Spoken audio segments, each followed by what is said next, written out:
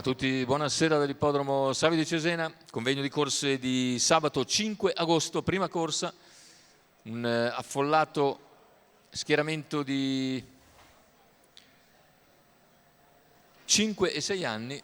13 al via, Cedrobro, Bullegan GMG, Prince CS, Cartier, Calendula, Countdown C, in seconda linea Camelot, Coda di Lupo, Cenerentola, Leo, Cefalojet, Coschive Carbone, in terza Columbus Gaps, macchina che accelera, partiti con Cartier che cerca di assumere l'iniziativa contro Bullegan GMG, Cartier in vantaggio all'attacco della piegata, vediamo sulla curva, all'esterno insiste comunque Calendula,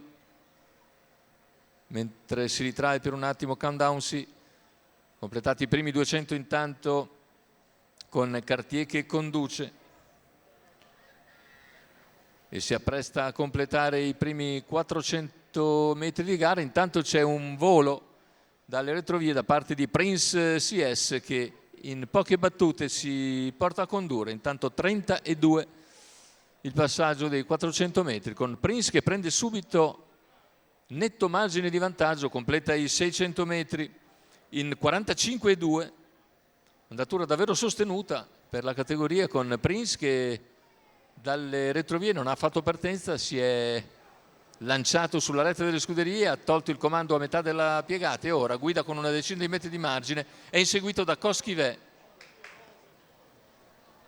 Coschive si lancia all'inseguimento di Prince, sono due fra i più attesi, con Coschive che ora è direttamente in schiena all'avversario che completa in 1:15,6 il chilometro iniziale. I primi due prendono netto margine di vantaggio da Cartier, gli altri sono nettamente più discosti e siamo ormai a 400 dalla conclusione con Prince CS in vantaggio, Coschive che prova nuovamente ad avvicinarlo, numero ma 7 Camelot, tanto la squalifica per Camelot,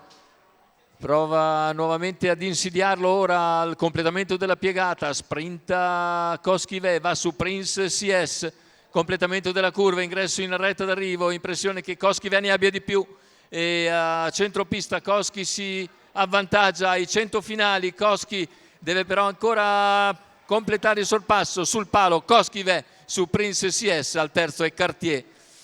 1:15,3 ragguaglio conclusivo e bella vittoria per Coschive che alla terza uscita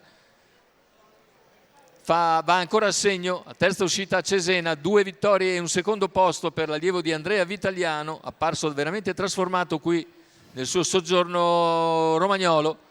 Coschive con un gran volo al passaggio, dopo 800 metri va direttamente in schiena a Prince CS che l'aveva messo sul ritmo, lo fila fino ai 300 finali, sposta nuovamente e in arrivo lo batte ancora chiaramente, mentre per il terzo è Cartier